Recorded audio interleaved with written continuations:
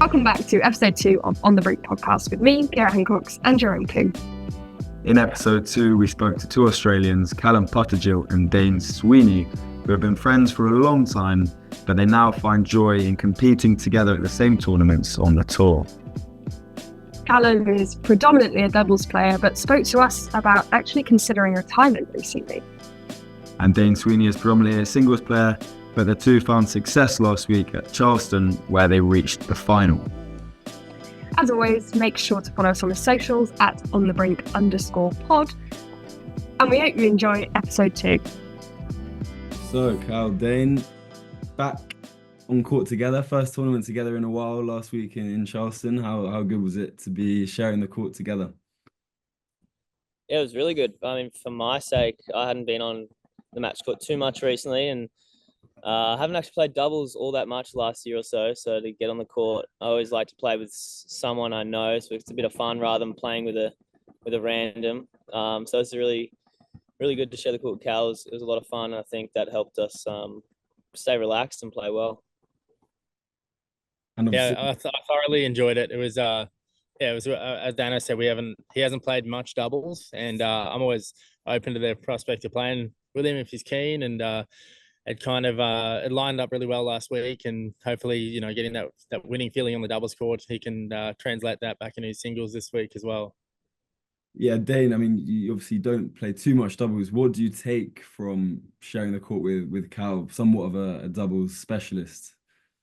I mean, I think in singles, it's pretty easy to take it too serious and get all caught up and wound up about it. And I think on the dubs court, I definitely feel that it's less stressful, and I'm able just to kind of enjoy the game a little bit more rather than just get so caught up in the what ifs. Especially playing with Cal, I feel like that feeling was just exaggerated. We're just talking smack the whole time, and yes, we're locked in and we wanted to win, but we're just having a lot of fun, and I think that that really helped, that relaxed mindset. We can just swing free and not care too much about what happens. And obviously, Cal, you've had kind of 7 or 8, I think, different partnerships this year. I mean, how do you find that kind of adjusting to new players? Is there something you look for? I mean, I know Dane's one of your best friends, so is that maybe something that you look for, that being able to have fun on the court, is that a big thing?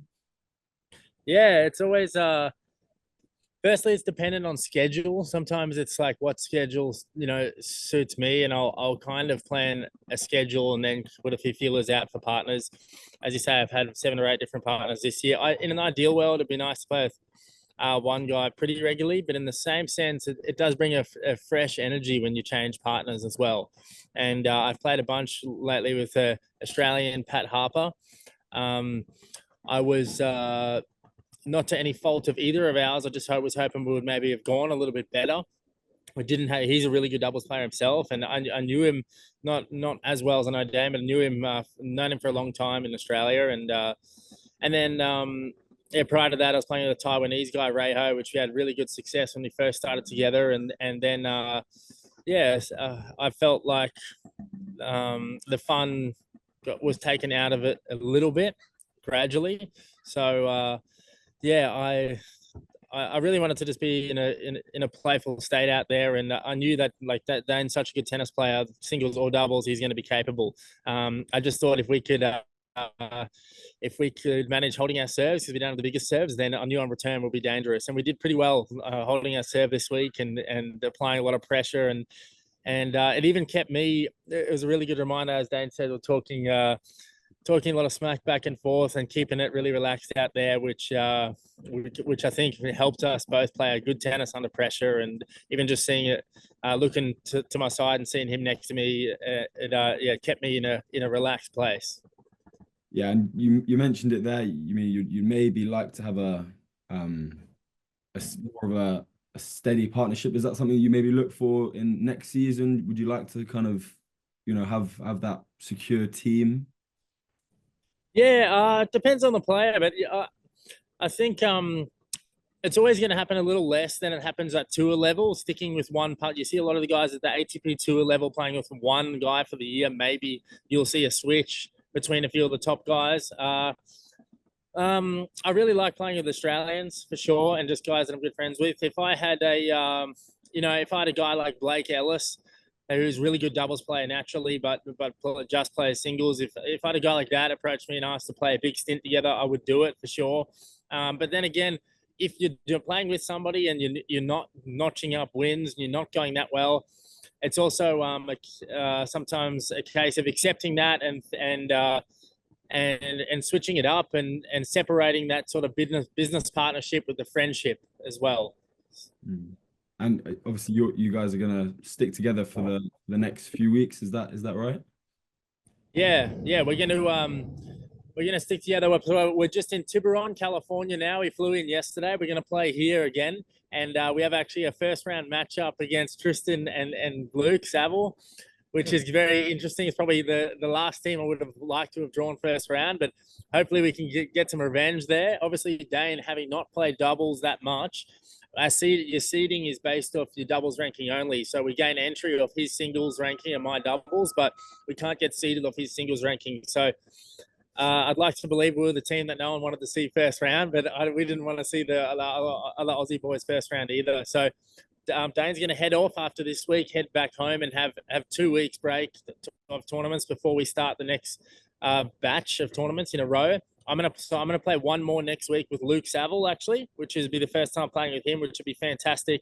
He's obviously a very good doubles player, making the Australian Open final, and then we'll pair up again for the 2 Australian challenges together, and then we're going to carry on to Japan, and so it's likely we'll play the next 5 or 6 events together as well.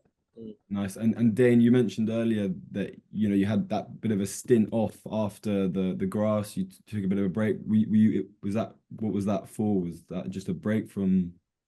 I just wasn't really enjoying my tennis for a while there, and I felt like I had a really good start to the year. I was on top of the world. I thought my game was developing really nicely, and I felt like it was my maybe my time to make the breakthrough and get up into the top 100. And then by no fault of my coach, I switched to a new coach. I kind of got a good amount of money from Aussie Open, so I thought I'd look and try and invest in a coach. I was working with my dad previously, but we kind of both thought it'd be good to at least see what it's like to work with a player and that who has previously made it.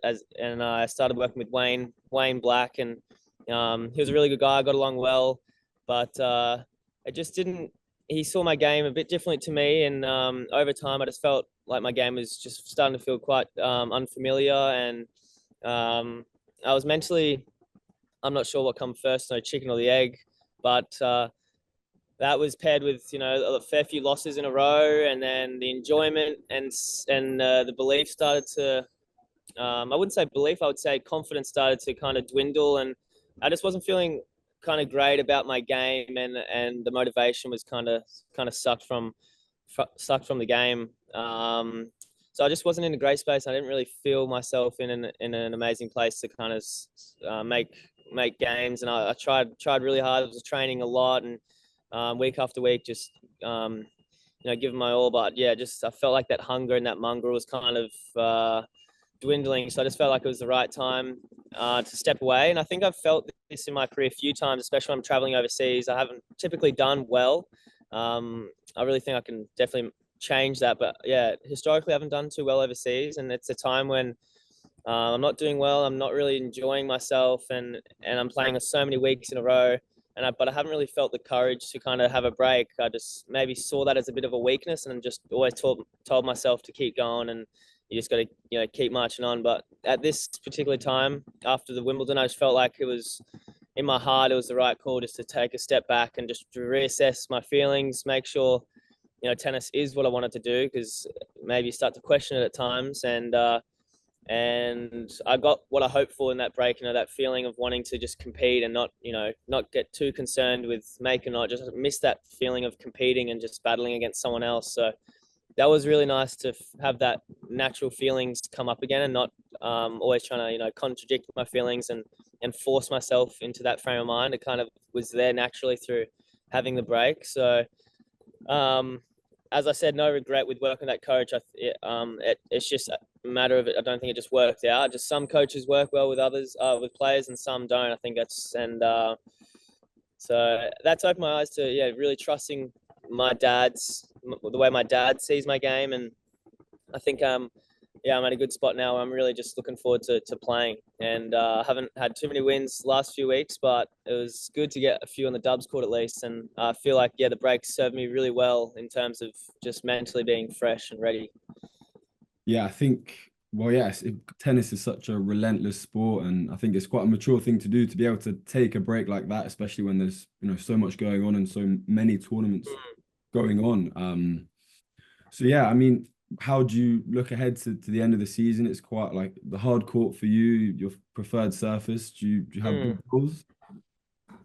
I've never been one to set goals really, because I don't know. I know that I want to make it, and I know I would like to get top 50. I know some people are different. Some people need to see it on paper, but I don't. No matter if I write the goal down or not, it doesn't change the way I do anything. So I don't see them as so important. I think having more goals, like maybe more process-based goals of okay, I'm not going to let my mind be my detriment for this swing. I'm going to, for instance, this America trip, I was making sure off court I was doing all the things I could, like keeping my gym up, because I think it's quite hard when you're overseas, or it's easy to justify not doing gym. And so just little things like that, like making sure, well, I guess the mindset's not really a little thing. It's the big thing. It's probably the thing that's held a lot of players back. That's one thing I wanted to do this trip, is just make sure my mind is my strength and not my weakness. And I really think, although I haven't notched up too many wins in the singles call, I've done that really well so far. And I've got one more tournament. And other little things, making sure I'm doing mobility in the afternoons and keep my gym up, trying to get stronger as I'm overseas. And I know I want to win the tournaments. I know I think I can. Before goals, I'm not saying, okay, I need to make two semis or a final. It's like, I don't know.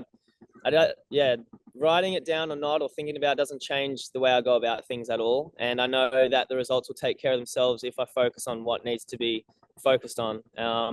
So I think for me, towards the end of the year, there's just no need to put any sort of results pressure on myself. I think if I'm just enjoying myself and working really hard and working smart, then the results will take care of themselves, whether that's the end of this year if I start doing really well, or sometime next year or the year after. I know that within myself, if I'm really determined to do everything I can, it's going to take care of itself, whether I write it down or not. And I've always had the belief that I can do it. Although there's been times of low confidence, there's always been that underlying belief that I will make it. So I think that's what has always driven me to keep going. And similarly, Cal, it's funny because now you're obviously at a career high. Last time we spoke, you were also at a career high. So do you think if we spoke again next year? Yeah. Come on, mate. I want to hear more from you then. And if we keep reaching out. Where are we going to be next year? Geez, it's a difficult one for me to put my finger on. It's to be completely frank with you, I've had lots of thoughts about not playing next year, because to give you an idea of how I'm going about this swing, I'm actually, obviously just financially, it's always a struggle. I would love to keep playing. I really love, I love the match side. That's the easy side. I really love the matches. I do really enjoy the training. Yeah, the travel can get a little bit tiring, but when I'm playing a nice swing of tournaments like this, and especially when I have Dane and a couple of other mates on the same tour, it helps big time. But just financially, it just always it's the constant battle for me to be able to just keep that wheel turning over, and just thinking how old am I willing to get without being able to save any money, and that's really what gets me thinking about moving on. So I had an American player, Christian Langmo, who I'm friends with. He's about 400 in the world, singles player. He approached me a couple of months ago, asked me if I'd be interested in coaching him as well as playing doubles. So throughout this swing, I've been in America since I played the first tournament in North America, in Granby, Canada, about 10 weeks ago, and maybe 11, 12 weeks ago. And I've been for the last month. I've been coaching him. It's a good deal for both of us because I'm cheaper than a coach would be, because you'd have to pay the guy the week's payment plus all the expenses. So he's paying me a weekly payment to coach him. I'm paying all my own expenses and everything, so it works well.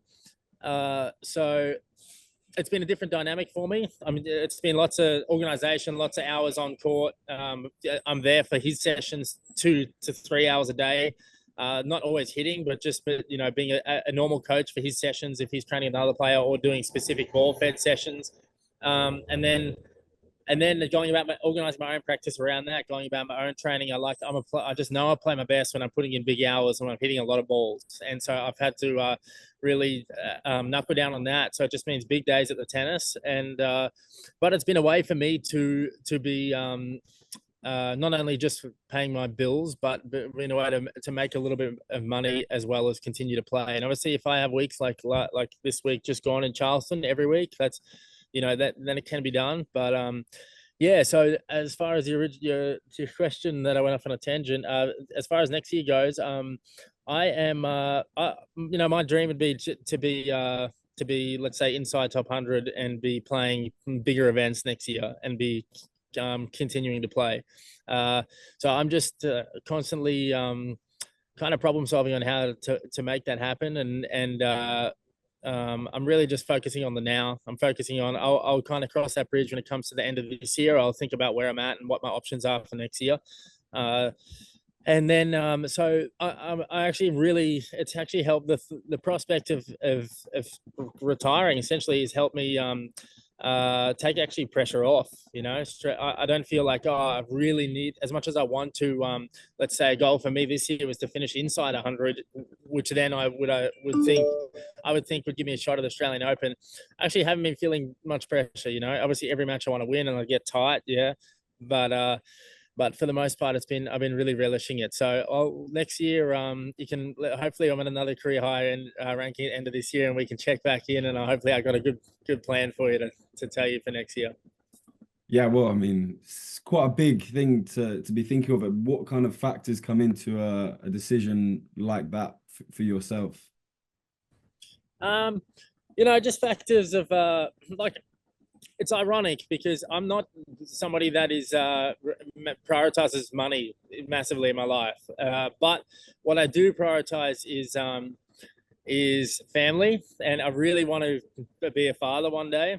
And part of that means meeting a wife, which would mean probably a little bit of luck, but also so I just try and think about how old I'm willing to get to warrant playing without being able to save any money. And I know it just sounds very dull in that sense to be being controlled by that factor. But again, when I look beyond the money and realize that I really value just being able to. When I envision my future, I envision having a family, and I envision having a tennis academy with Dane when he's done, but I'll start it many years before he's finished, and hopefully we can live in a commune on the inland of the Sunshine Coast with a couple of friends and have a tennis academy going. That's our long-term plan.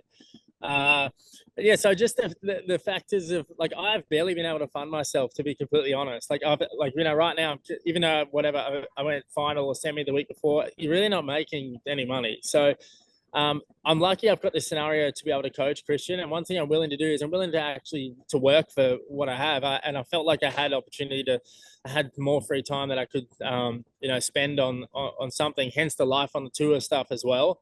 The YouTube stuff. So,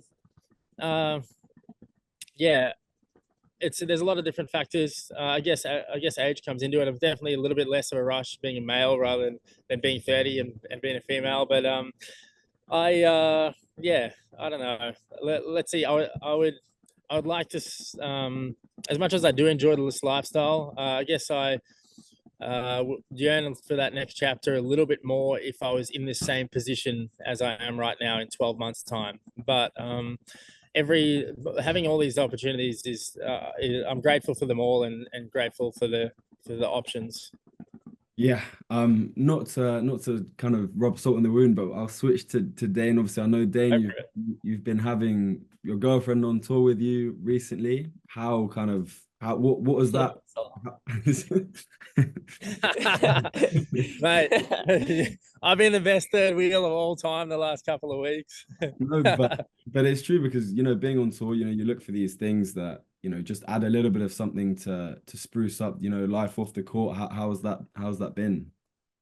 It's been amazing. Like especially with her, she used to play and she used to play um a lot. Like she used to train, every day. She went to America for 6 years to pursue tennis when she was like 12 to 18. So she knows what it takes and what the tennis journey entails. So I think that helps her navigate my emotions sometimes. And I think she's so supportive, and I think I'm very lucky to have a girlfriend like her on this journey with me. She's feeding me balls. She's being my therapist, and she's helping me, helping us with the life on the tour stuff. She's extremely supportive and in this journey with me. So to have her by my side, it has been a pressure release as well. Knowing that tennis isn't everything, and I've got an amazing relationship with her, and yeah, that definitely. I definitely still am getting tight in matches, but in the wider scheme of things, it has taken the pressure off, and yeah, I really feel like we're in this journey together. And no matter how I do in tennis, whether I make it or not, she's going to be there for me, and I'm going to be the same for her and whatever she does. So it's been awesome, and she's going to be pursuing her life a bit more next year. So she probably won't be traveling too much, but to have this time with her has been really special, and I think she gets along with a lot of everyone she's met. So it's been really easy. So it's been amazing for sure. Obviously, you guys back at the same tournaments for a few weeks together for the first time in a while. Being able to, as you say, talk smack the whole time, relax. What do you guys get up to off the court when you're at these tournaments together? Is there any free time or? Yeah, we make time for it. Like last week, we with Christian, the guy coaching that I mentioned before, we hired a car with him, and his girlfriend was there as well. And which isn't always that we don't always have the option of we don't always fork out the cash to hire a car. So but we did it because Charleston was a really beautiful place, and we went to the beach, we went to the botanical garden, we went out for a few nice different dinners. And definitely some weeks, especially weeks where you're going well, you can end up just going courts, hotel, which obviously it's a great trade-off if you're winning a lot of matches. But I think having Laura along Dane's girlfriend, it probably has motivated us more, definitely him, but I've been tagging along for all the activities as well to to get out and see the place, because I guess you're seeing the whole experience from her eyes as well. And you don't want it to be as Dan mentioned, we're trying to be diligent with getting the gym work done, and a lot of training, and just afternoon stretching and just different things. So the days do get taken up pretty quickly, but we've been consistently trying to seek out the best coffees and go for us Australian coffee snobs, and going and as we are doing this morning, or as we've just done, just going to a nice cafe, not having just the hotel breakfast with all the other players every single morning, all those little things. Just always trying to seek a little bit of nature. We're definitely, that's the easy standouts of the players that'll have our shirts off and shoes off, cruising around on a patch of grass somewhere. But all those little things I think add up to keep you connected to life outside of tennis while you're on the road. And that was one of my goals as well, for this trip and for the rest of the trips, I guess, to try and enjoy myself as much as I can, to really explore the city and to not just see it all as just a tennis trip and you're there to play tennis. If I have time to go and explore the city, and so that's been one of my goals. And I think it's been, as Cal said, it's been great having Laura here, because she's kind of forcing us to get out and about, and to see what the cities we visit entail, and to kind of get a taste of the culture instead of just courts and hotels. So I think it's been a good way to freshen up the mind and keep it spicy. Yeah, I think that's the key, because I think sometimes as tennis players you can get maybe carried away with, training is obviously good, but if you're overdoing it, that's obviously maybe going to be detrimental in some way. So it's good to keep the mind clear. Yeah. Speaking of, just to touch on the YouTube channel, how's it going? How's things going with the YouTube channel? Good feedback. Yeah, I mean the feedback's been amazing since we started it. I don't know how we're going in terms of views. I think it's, I don't know, maybe just on a steady incline. But I think just what inspires us to keep going is how incredible the feedback is and how much people love it. People that do watch it, how much they love it, and how much they're invested, and how much they can uh, see themselves in us, I guess, in terms of when we show our vulnerabilities and show them what life on the tour is really like.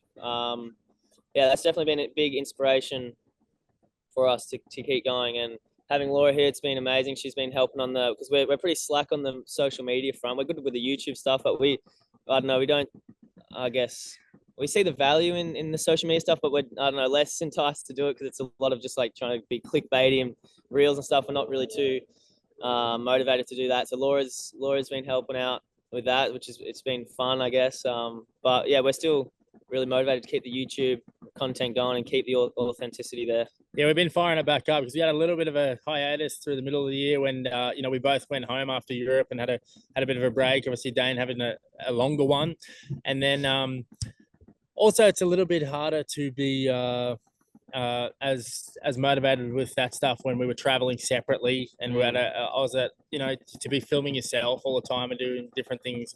It was a little bit more of a task rather than a passion, and now it's been we've been. Although the YouTube videos haven't been released that regularly lately, there's a lot of stuff coming, and we've got so much good content. And obviously, having Laura makes it a bit easier for us and not having to get the selfie cam out. Yeah. She can take care of that. We can do our normal thing, and being on court, and and it definitely worked out well that we had a good doubles run our first tourney week together. That create for some good content. That's way more enjoyable when we're at the same tournaments on the road together on that front. Yeah, I think one of the goals of your channel is to really kind of highlight the realities of life on the tour. Is there something that you guys have learned about yourselves or about the sport throughout your journey with this YouTube channel?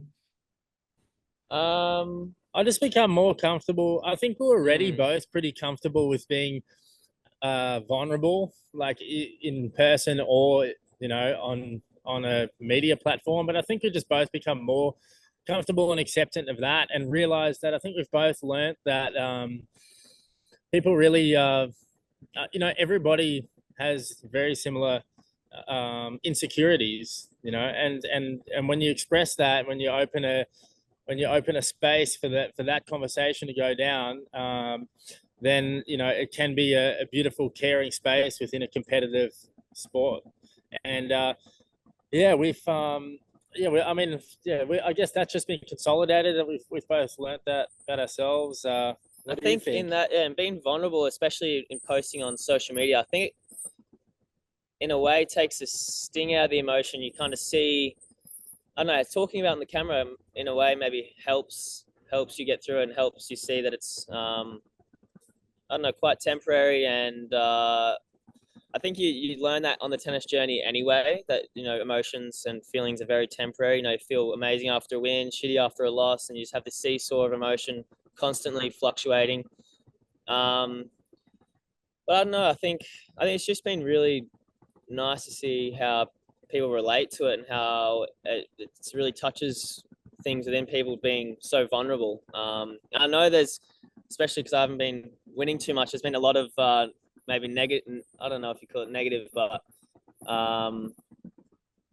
more sad thoughts. And but I don't want the channel ever, like the number one priority is being authentic. So I even if I'm feeling, I never want to speak differently to how I feel. And so I don't know. It's been a challenge, definitely being vulnerable. But I think it's in doing that, helped me see that, yeah, the feelings are quite temporary and they pass, and it's just been inspiring to see how it touches people. Yeah, we've had somebody say to us, like, why are you why are you posting that kind of stuff? You don't want to put positive stuff out there. But there's so much like fake positivity out on the internet, and essentially we are really positive people. So I think it's not shown as much. I know there's a lot of other tennis YouTube channels around now. I haven't watched a hell of a lot of them. Probably should watch more of them to get an idea of what other people are doing. But I think that's can be our point of difference in that way. We've always just been trying to stick to our own truths of sharing what we are feeling and not sharing what we think we should be sharing. Oh yeah, what other people? Yeah, I think it's definitely it's the nail on the head. Is that it? Yeah, nail on the head. Yeah, we don't want it to ever become a thing where we're saying what others want us to hear or others want to hear. And if we're feeling negative for a stretch of time, whatever, we'll post that. And we're always talking each other up and trying to be extremely positive. And I'm sure there'll be a time soon when we're winning a lot, and it's basically a lot of positivity. So I think hopefully people can resonate when we're feeling even in that way. There's still that underlying positivity and optimism.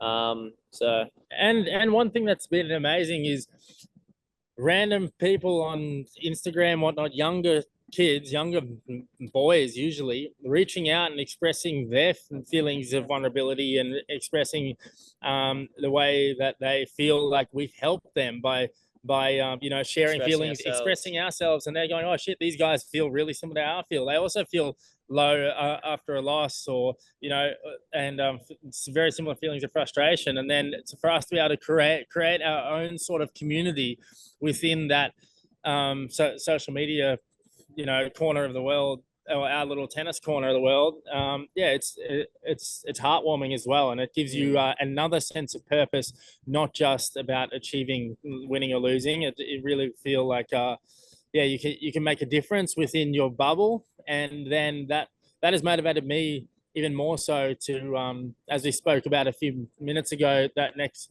chapter after the playing career. It's motivated me even more so to looking forward to being a tennis coach and the whole holistic side to that, not just teaching people how to hit tennis balls. Yeah, awesome. Really heartfelt stuff. I just want to finish on a couple of quick fire questions for each of you. So we'll start with your best memory in the sport. Qualifying for Australian Open this year. Cal?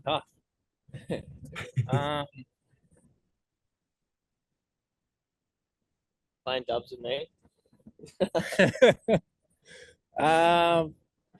Playing with that was up there last week. Honestly, really fun, we had some amazing times. That's part of the reason I was saying to you to play, just the experience, being in the trenches together. One memory doesn't pop out like straight in my face, to be honest. I'm gonna say I won a junior 14 and under tournament on the Sunshine Coast where we live, and this tournament for me felt like Wimbledon at the time. So that pops out. I remember I had tears flowing just from a 14s junior tournament. So I'll stick with that for now. Awesome. And the worst memory? Oh, Europe when I was 17. I had a bout where I was just hating it and tanking matches for about a couple months. And I would say that time is probably the darkest. Never, got really dark, but definitely had a time where I was feeling quite down about myself and about tennis in general. I'd say, 17, a Europe trip. Yeah, mine's probably, I just think back to a match where it was just a random UTR match during COVID, but I think it was the most I'd ever pinned my worthiness on how my tennis is going.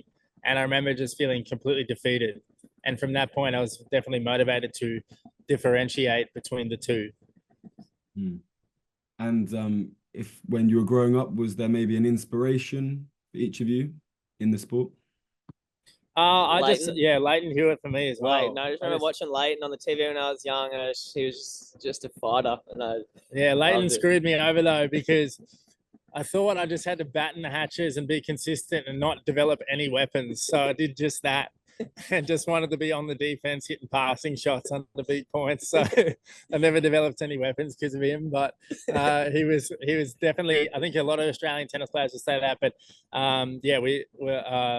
Leighton for both of us was a massive idol. Yeah, Tristan, when he came on, he also said the same thing. Leighton, Did he? I would think he'd go a little bit more Pat Rafter. Yeah. His sort of style. But yeah, Leighton's a national hero. Yeah, so, and the last one, not in maybe a goals sense, but where do you think you'll be in 2025? Where would you like to see yourself, as a person, maybe not as well off the court as well, maybe? I would like to come and have this conversation a year's time and say that my mind has been my biggest strength and my competitiveness has been my biggest strength. It's so hard to say, like there's been times where I think, like I'm feeling like really ready and I'm feeling like my tennis is amazing, and then you have a bad patch and then you're thinking the opposite. So no, I really think I can be top 100, but I think just the first thing, if I can come back here and say that my mind has been my biggest weapon, then I'm a happy man. Yeah. I'd like to be gearing up for Shanghai Masters 1000 doubles with Dano this week next year. Just coming off the back of a tough super tiebreak semi-final loss in Beijing. So I'll speak to you then. Yeah, sounds good. Thank you guys. That's awesome. Great to speak to you guys again. Thank you for taking. Yeah, you too. Good to chat with you, mate. Thanks for supporting. Thank you. No worries. And yeah, I mean, good luck in Tiburon. You know what you got to do to beat them now. So yeah. Exactly. Just win more points, and that gives us a good chance. Yeah. Good luck with everything, guys, and stay in touch. Thank you for listening to episode 2 of On the Brink podcast. We hope you enjoyed it. Make sure to follow us on the socials at onthebrink_pod and look out for episode 3 coming to you very soon.